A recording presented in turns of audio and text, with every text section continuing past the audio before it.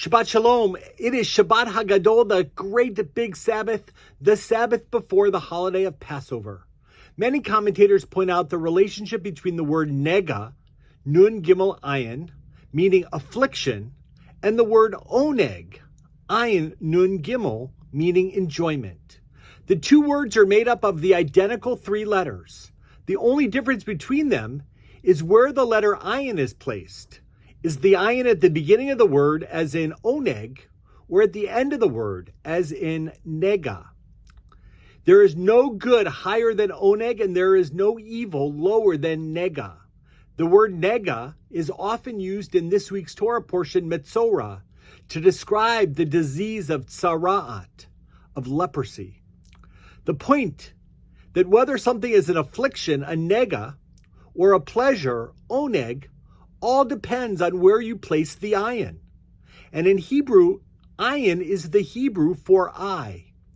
So many things in life depend on a person's perspective. Something can happen that appears to be a blemish or an illness. Depending on how a person views the situation, the event can be transformed. With the proper perspective and insight, a person can see this same incident as an oneg, as a delight. The question before us as we go into the holiday of Passover is how a nega can become an oneg. How do we make a situation in which the glass is more than half empty can indeed be shown to be more than half full? How do we switch the ayin from the back to the front? While we generally hope to avoid pain and suffering, in cases that are out of our control, the only thing in our control is our response. While it is incredibly challenging, we can work on shifting our perspective and investing our lives with meaning and value despite the pain.